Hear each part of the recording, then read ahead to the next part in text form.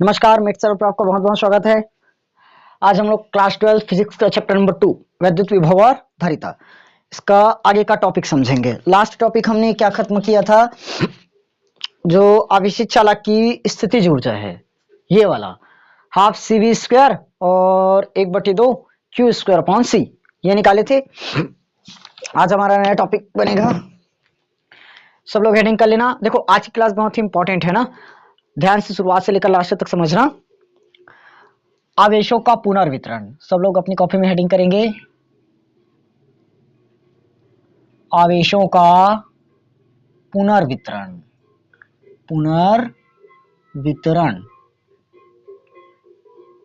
आवेशों का पुनर्वितरण।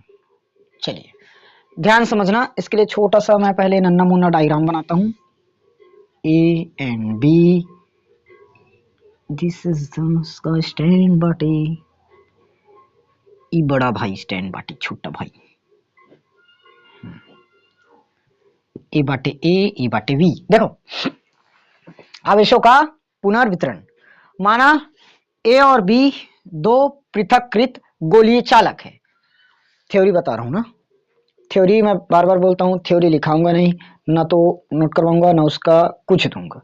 आप लोगों को थ्योरी खुद से नोट करनी है, जितना बोल रहा हूं उतना सुनना है, समझना है, उसके बाद नोट करना है डायग्राम देखकर। ओके, क्या लिखेंगे, माना ए और बी दो पृथककृत गोलीय चालक है।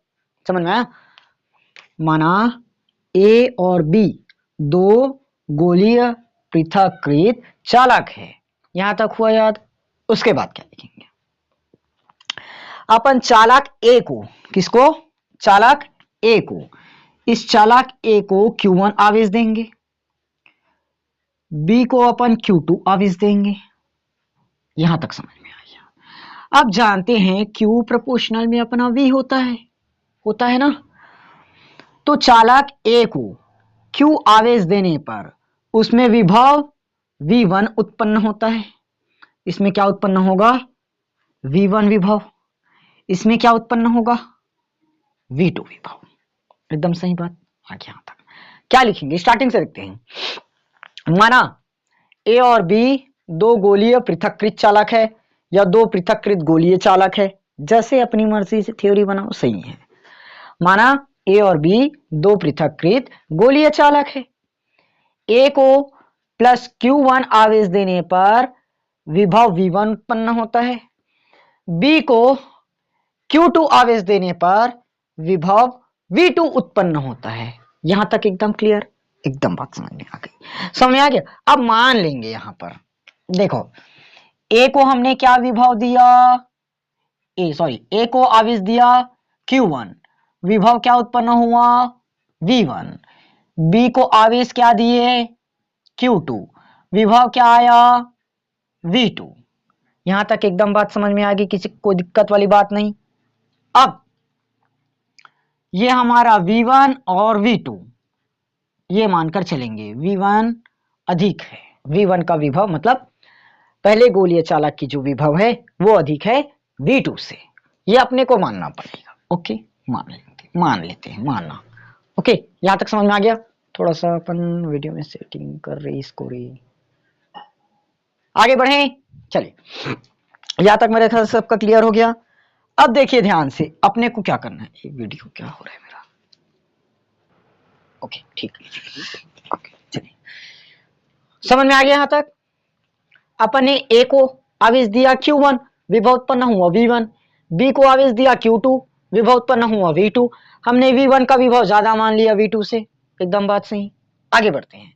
अब करना क्या है, जो ए और बी है यह भी खुला छूटा है, अपन क्या करते हैं, इसको एक तार से इसे जोड़ देते हैं। एक तार से, प्रतिरोध नहीं है ना, तार है, तार से अपन ने क्या किया, इसको जोड़ दिया। ठीक, हमने क्या किया, इसको एक तार से जोड़ दिया। ओके, जोड़ दिए, कैसे जोड़े, एक तार से जोड़ दिए। तो अब क्या लिखेंगे, ए और बी दोनों प्लेट को एक तार से जोड़ देते हैं। क्या करते हैं, एक तार से जोड़ देते हैं। तो जो विभव है, आवेश, क्या चीज, आवेश, अधिक विभव वाले से कम विभव वाले की ओर प्रवाहित होती है। आया, दोनों प्लेटों को एक तार से जोड़ने पर, दोनों प्लेटों को एक तार से जोड़ने पर आवेश अधिक विभव वाले से कम विभव वाले की ओर प्रवाहित होती है। अधिक विभव हमारा V1 है, कम विभव V2 है। साफ पता चल रहा है A से B की ओर प्रवाहित होगी, क्योंकि A का विभव ज्यादा है, B का विभव कम है, हमने मानकर चला है। आ गया समझ में एकदम बात सही? जहां तक बस थ्योरी है। क्लियर? स्टार्टिंग से एक बार बोलकर देखते हैं। माना ए और बी दो पृथक्कृत गोलीय चालक है। ए को Q1 आवेश देने पर V1 विभव उत्पन्न होता है, बी को Q2 आवेश देने पर विभव V2 उत्पन्न होता है। माना V1 ग्रेटर देन V2। उसके बाद पैराग्राफ चेंज करके लिखेंगे। दोनों गोलीय चालक को एक तार से जोड़ दिया जाता है। तार से जोड़ने पर आवेश अधिक विभव वाले से कम विभव वाले की ओर प्रवाहित होता है। बस इतना ही तो थ्योरी लिखना है। और जो थ्योरी बोला हूं सेम टू सेम आप लोग सुनकर लिख लेना। जो वैसे भी वीडियो देख रहे हो थोड़ा सा कम में देख लेना, उसके बाद नोट कर लेना, स्पीड को कम कर लेना, उसके बाद नोट कर लेना। और जिनको समझ में आ गया डायरेक्ट नोट करो। ओके, समझ में आ गया। चलिए अब देखते हैं। मानेंगे यदि ए और बी की धारिता, ए और बी की धारिता, ए और बी की धारिता C1 व C2 हो, C1 व C2 हो। इसकी धारिता अपन मान देते हैं C1, इसकी धारिता मान देते हैं C2। यदि ए और बी की धारिता C1 व C2 हो तो देखो Q प्रोपोर्शनल में V मैंने बता कर रखा है, तो Q इज इक्वल टू अपन क्या जानते हैं CV होता है, क्योंकि Q प्रोपोर्शनल हटेगा तो नियतांक लगता है C, तो C लगा दिए। पहले के लिए 1 है, ये भी 1 है, ये भी 1 है। यहां तक बात समझ में आ गई? सब है। अच्छा एक मिनट, एक लाइन भूल गया मैं, थोड़ा सा रुको। दोनों प्लेटों को हम क्या करते हैं, तार से जोड़ देते हैं। उसके बाद तार से जोड़ने के बाद आवेश कम विभव से अधिक विभव वाले प्लेट की ओर प्रवाहित होती है। यहां तक लिखवाया। उसके बाद यह प्रक्रिया तब तक चलेगी जब तक दोनों में आवेश समान न हो जाए। ठीक, क्लियर हुआ? यहां तक बस कर लेना ना। एक ही लाइन भूला था। यह प्रक्रिया देखो, इसमें से आवेश इसमें जा रहा है, विभव भी जा रहा है, तो यह प्रक्रिया तब तक चलेगी जब तक दोनों का विभव एक समान न हो जाए। ठीक, हमने क्या मानकर चला है? V1 का विभव ज्यादा है, V2 का विभव क्या है? V2 का विभव क्या है? कम है। V2 का विभव क्या है? कम। तो प्रवाहित होगा, तब तक प्रवाहित होगा जब तक कि दोनों का विभव एक बराबर ना हो जाए। V1 का विभव अभी क्या है? ज्यादा है। अब इसका विभव इसमें जाएगा, कब तक जाएगा? कब तक भेजेगा? जब तक दोनों बराबर में ना आ जाए। बस यही लाइन में भूल गया था, इसको आप लोग थोड़ा सा नोट कर लेना। वैसे अभी नोट करने स्टार्ट नहीं किए हो, नोट कर लेना। ओके, यही बस लिखना है। यह प्रक्रिया तब तक चलेगी जब तक दोनों का विभव एक बराबर ना हो जाए। चलो Q1 पता चला, वैसे ही Q2 क्या बन जाएगा? C2 और V2। यहां तक बात समझ में आ गई? C2 और V2। अब कुल आवेश,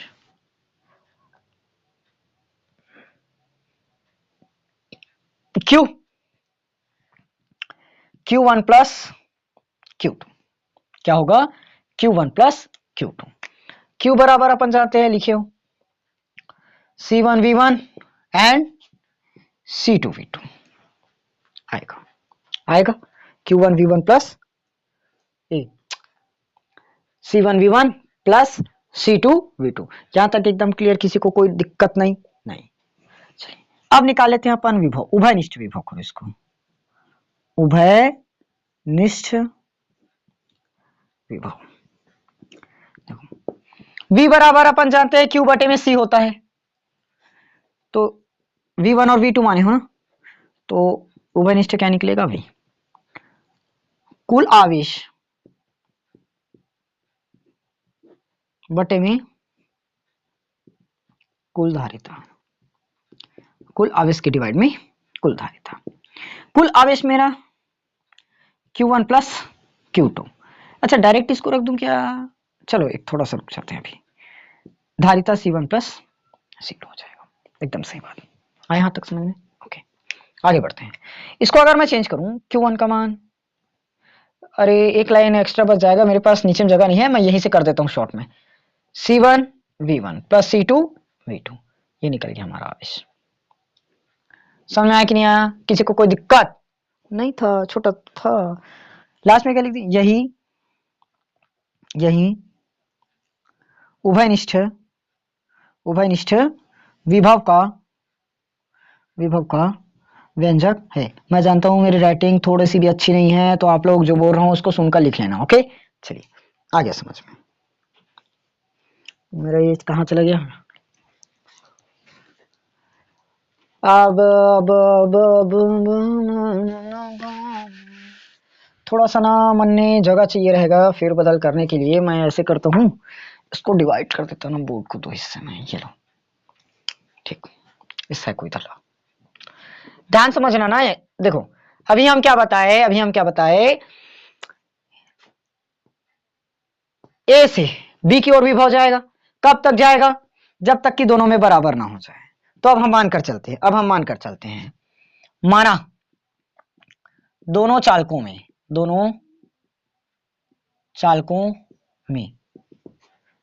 विभव क्या है? दोनों चालकों में विभव क्या है? एक बराबर हो चुका है विभव। उसको कैसे लिखोगे?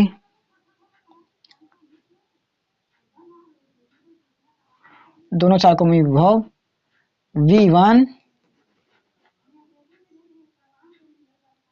V1 है।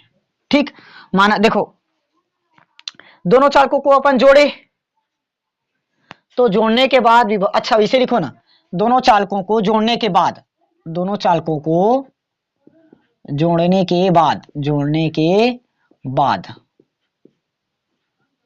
विभव V है। विभव क्या है? V है। तो अब मुझे बताओ Q1 और Q2 क्या निकलेगा? अब सबके दिमाग में एकदम फिट बैठ गया होगा। सॉरी अब सबके दिमाग में एकदम फिट बैठ गया। देखो Q1 बराबर हमने निकाला है C1 V1, Q2 बराबर निकाला है C2 V2। एकदम सही बात। हमने आवेश को बदला क्या? नहीं बदला। धारिता को बदला क्या? नहीं बदला।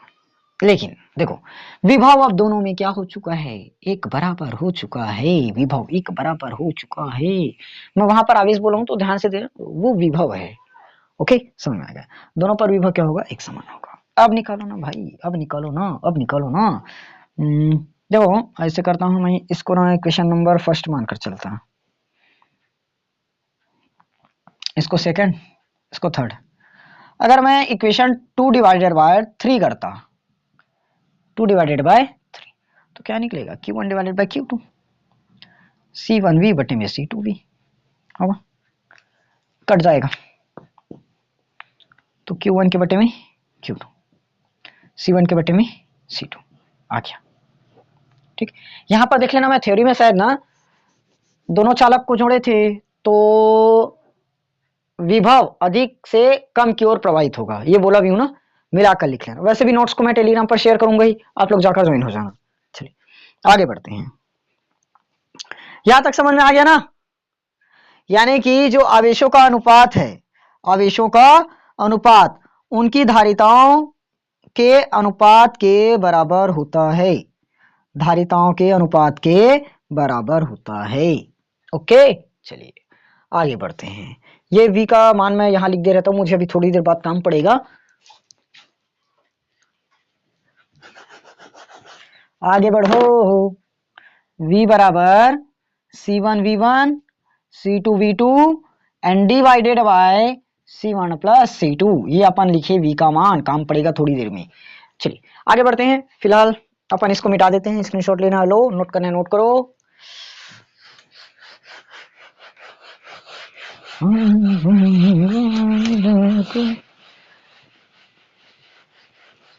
टारगेट 2026 बोर्ड 2025 तो आने वाला है, कुछ ही दिन में आने वाला है। एक दिन में 5 क्लास अपलोड करता हूँ।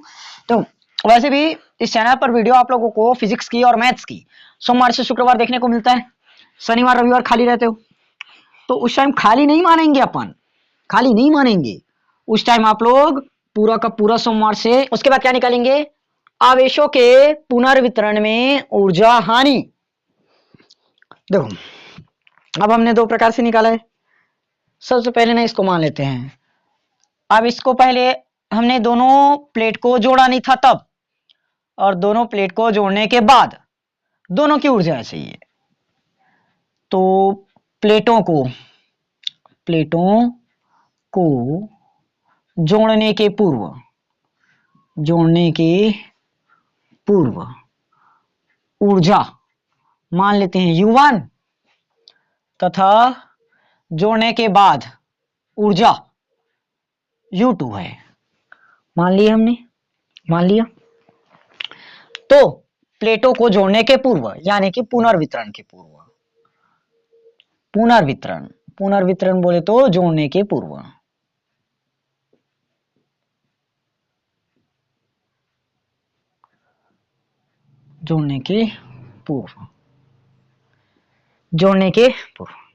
एक ही ऊर्जा चाहिए, एक ही ऊर्जा। टाइम कितना हो गया, एक ही ऊर्जा 1/2 C1 V1 स्क्वायर होगा। मैं अभी शायद कल ही है आप लोगों को पढ़ाया था स्थितिज ऊर्जा हाफ CV स्क्वायर, वहीं से आया पहला, इसलिए हमने C1 V1 लिया। वैसे ही B की ऊर्जा 1/2 C2 V2 स्क्वायर होगी। आया। अब मुझे चाहिए कुल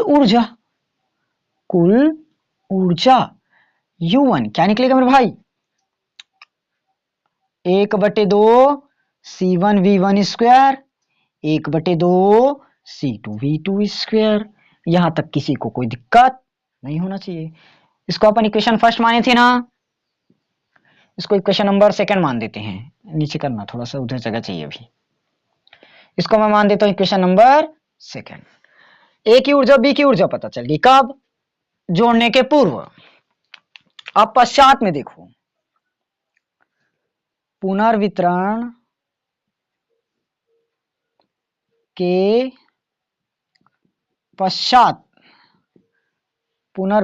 पश्चात यानी कि जोड़ने के बाद निकालो एक ही ऊर्जा। देखो, और साथ में अपने को बी की ऊर्जा भी चाहिए रहेगा। मैं सबको एक साथ समझाएंगा, साथ में कुल ऊर्जा भी चाहिए रहेगा, इसको भी अपन समझाएंगा। देखो एक ही ऊर्जा, ये अपन ने पढ़ रखा है 1/2 CV स्क्वायर होता है। अब जोड़ो चाहे ना जोड़ो या ना जोड़ो, इसकी जो धारिता है वो C1 ही है, चेंज नहीं हुआ C1। जोड़ने के पूर्व ए का विभव V1 था, लेकिन जोड़ने के बाद दोनों में विभव समान हो गया तो दोनों को इक्वल मानना पड़ा, तो CV स्क्वायर होगा। इसका भी 1/2 C2 V स्क्वायर होगा। आ गया। अब कुल ऊर्जा में देखते हैं, 1/2 C1 V square plus 1/2 C2 V square हो जाएगा। किसी को कोई डाउट नहीं ना? आगे बढ़े। कहां से आगे बढ़े, पूरा बोर्ड तो भर डाले। क्या करी, छोटा सा बोर्ड है, भर ही जाता है, थोड़ा सा आगे बढ़ा लो ना। अब चित्र को अपन मिटा देते हैं, चित्र का काम अब खत्म।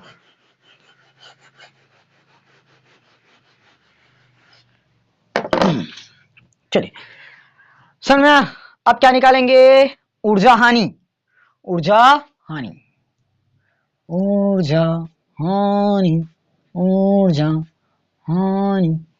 अच्छा ये U2 होगा ना ऊर्जा हानि के लिए। ऊर्जा हानि अपन दर्शाएंगे डेल U1 माइनस U2।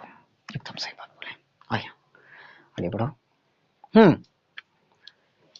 तो डेल U बराबर U1 का मान देखो ये रहा, दोनों में 1/2 तो कॉमन है, 1/2 को मैं बाहर करता, 1/2 बाहर किया, यहां से कर रहा हूं ना डायरेक्ट। क्या बचा, C1 V1 square plus C2 V2 square हो गया। ये इसका बस है ना, अभी u1 है, ये हमारा पूरा u1 माइनस u2 बचा हुआ है। u2 में मैं 1/2 को बाहर किया, v स्क्वायर भी बाहर हो जाएगा, क्या बचा c1 प्लस c2। आगे ऐसे चाहो तो एक लाइन इसको लिख लो ना, कोई दिक्कत नहीं है मेरे भाई, कोई दिक्कत नहीं है। यहां से 1/2 वी स्क्वायर कॉमन बचा मेरे पास c1 प्लस c2। बताओ यहां पर किसी को कोई दिक्कत पड़ेगा क्या? नहीं ना, नहीं कोई दिक्कत नहीं है, ठीक। और इसको ना मध्य समीकरण तो वैसे भी चल रहा है। यहां से भी कॉमन कर दे क्या 1/2 को, तो c1 v1 square plus c2 v2 square, कहा एक लाइन एक्स्ट्रा और बढ़ाएंगे। नहीं करोगे तब भी सही, गलत मत करना अगर लिख लियो तो, ठीक। 1/2 को मैंने बाहर किया, ये आया 1/2 बाहर किया, एकदम सही बात। अब थोड़ा सा ध्यान देने वाली बात यहां पर पड़ेगी, 1/2 इसमें भी 1/2 इसमें भी, इसको टोटल बाहर कर दो 1/2, जो बच गया नोट कर लो, c1 v1 square plus c2 v2 square minus में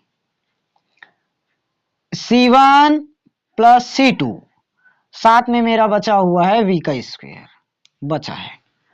यहां तक एकदम समझ में आया, किसी को कोई दिक्कत नहीं। आगे बढ़ते हैं।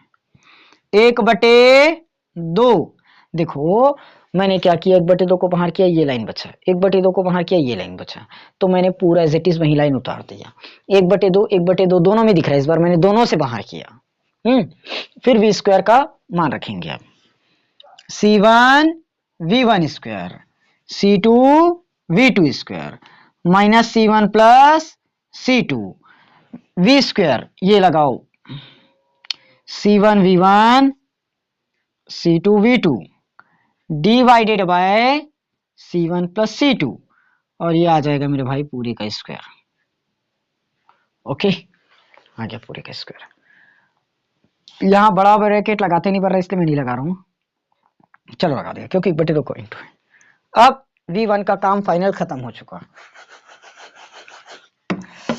थोड़ा सा एकदम ध्यान से देखना, 1/2 ये होगा मेरा c1 v1 square c2 v2 square minus, देखो c1 प्लस c2 और इसका स्क्वायर लगा हुआ है, मतलब c1 और c2 कितना बार है, 2 बार है, तो एक बार से मैं इसका स्क्वायर वाला काट सकता हूं।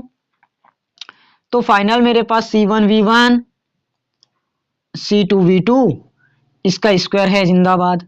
नीचे में देखो अब भी बताया, इसका मतलब 2 बार अभी है, स्क्वायर का मतलब ये 2 बार है, एक बार कटा हुआ है, एक बार बचा है, c1 प्लस c2। ओके, आ गया। इसके नीचे में कुछ नहीं है तो 1 है, इसके नीचे में भी कुछ नहीं है तो 1 है, और वैसे भी ये दोनों तो एक ही है, एक ही है, ठीक। तो अब देखना ध्यान से मैं क्या करता हूं,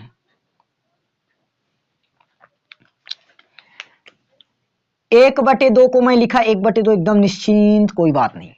देखो c1 का गुणा सबसे पहले इसमें होगा क्या होगा, ऑफकोर्स होगा, तो c1 स्क्वायर होगा v1 स्क्वायर होगा प्लस है प्लस c1 का गुणा इसमें करोगे तो c1 c2 v2 स्क्वायर होगा। आया बात समझ में? ओके, जाते समझ में। देखो c1 का गुणा मैंने c1 में किया, c1 स्क्वायर हुआ v1 स्क्वायर हुआ, प्लस c2 का गुणा c1 में c1 c2 आया, v2 का स्क्वायर है v2 स्क्वायर आया। फिर अभी c1 वाला कर दिए, प्लस c2 का करो, c1 में c2 का गुणा होगा c1 c2 एंड v1 का स्क्वायर आएगा, प्लस है प्लस लगाया, c2 इंटू c2 c2 का स्क्वायर आएगा, और v2 का स्क्वायर बच गया। माइनस में ये वाला बचा है मेरे भाई, इसको तोड़ो, ये होगा हमारा a और ये होगा b, a प्लस बी का होल स्क्वायर क्या बनता है, a का square plus 2ab plus b का स्क्वायर आता है एकदम सही बात। अगर मैं इसके डिवाइड में लिखूं, क्या लिखूंगा, C1 प्लस C2, क्योंकि इन दोनों के नीचे में तो आखिर पता है ना एक है, तो एक करोगे में जाएगा। एलसीएम लिए हैं, एलसीएम लिए हैं, या तो क्रॉस मल्टीप्लाई कर लो। एकदम बात समझ में आ गई। आगे बढ़ाओ सर, आगे बढ़ाएं, आगे बढ़ते हैं।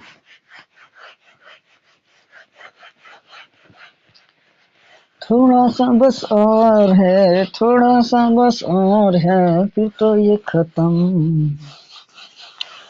चलिए कहाँ चलिए जी, देखिए जी, 1/2, 1/2 क्या बचा? देखो C1V1 स्क्वायर है, उसको मिटाऊंगा अब मैं। 1/2 को मैं पहले लिखता हूँ, 1/2। अब थोड़ा सा हम बड़ी जगह भी लिखेंगे, C1 square and V1 square plus C1 C2 V2 square, C1 C2 V2 square plus C1 C2 V1 square, V1 square, C2 square V2 square, C2 square and V2 square. मिटा दें, मिटार ही देते हैं, मिटार ही देते हैं, मिटार ही देते हैं।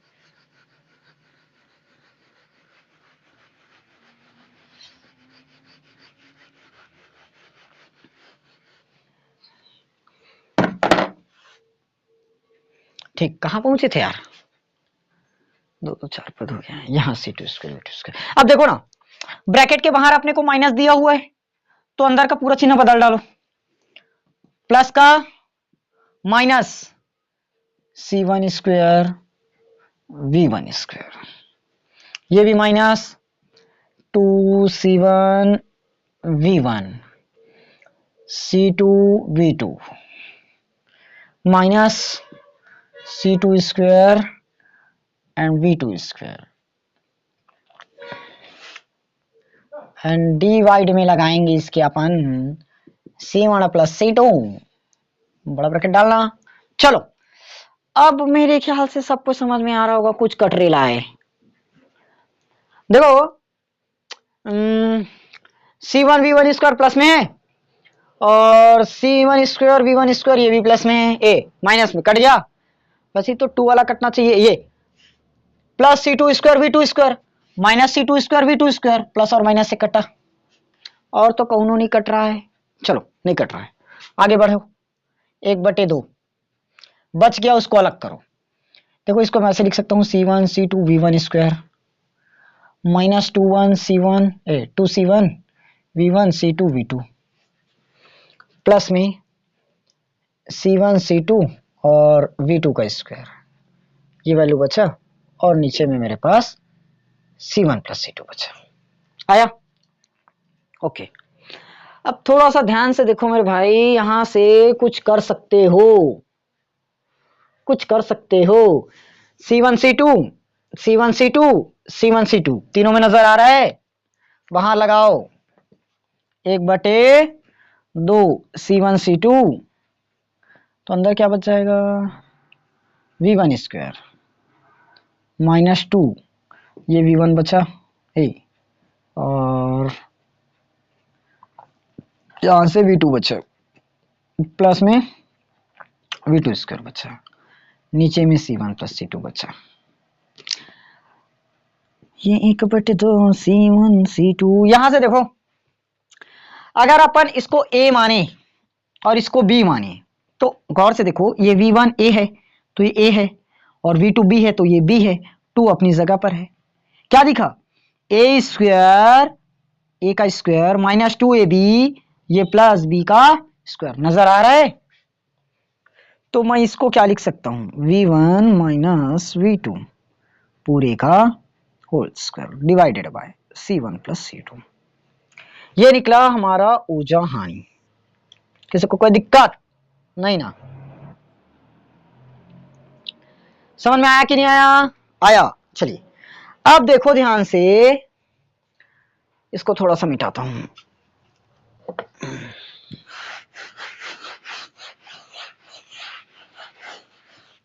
थोड़ा सा बस बचा मेरे भाई, थोड़ा सा बस। देखो चूंकि V1 माइनस V2 को जरा देखो, V1 माइनस V2, और स्क्वायर भी तो लगा है, क्या स्क्वायर लगा है। अगर इस पर कोई भी वैल्यू रखो, कोई भी वैल्यू, अपने हिसाब से। और मुझे बताओ धनात्मक निकलेगा कि ऋणात्मक? सब बोलोगे ऋणात्मक, धनात्मक आएगा, क्योंकि मान लो मैं 5 माइनस 10 लगाता हूं स्क्वायर, तो 5 में अगर 10 घटाओगे -5 होगा, इसका स्क्वायर करोगे आखिर 25 पॉजिटिव ही मिलेगा। तो क्या पता चला, ये क्या है? धनात्मक राशि है। क्या है? धनात्मक राशि है। अतः डेल यू जो हमें प्राप्त होगा, क्या होगा? धनात्मक मिलेगा, धनात्मक प्राप्त होगा। समझ में आया कि नहीं आया? आया। ओके। एक चीज और, अगर V1 और V2 दोनों क्या हो जाए?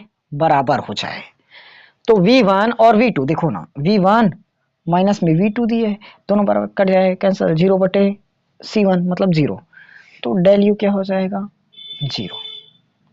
तो ये लो, समझ में आ गया होगा मेरे ख्याल से। आज का जो डेरिवेशन है ये लॉन्ग तो बहुत था, लेकिन कुछ नहीं है, हलवा एकदम। अगर पढ़ाई ढंग से किए, इसको समझ गए तो कोई दिक्कत नहीं करेगा। ठीक, अब ये तभी होगा जब आप लोग 2-3 बार इसको अच्छे से प्रैक्टिस करेंगे। और वैसे भी ये 11th में आप लोग प्रत्यास्थ संघट, अप्रत्यास्थ संघट वाले चैप्टर में पढ़ कर आए हो, तो मेरे ख्याल से ज्यादा दिक्कत नहीं होना चाहिए। ओके, चलिए आज का क्लास बस हम यहीं पर समाप्त करते हैं। आगे का क्लास कल देखेंगे, संधारित्र, समांतर प्लेट संधारित्र की धारिता, इन सब के बारे में जानेंगे।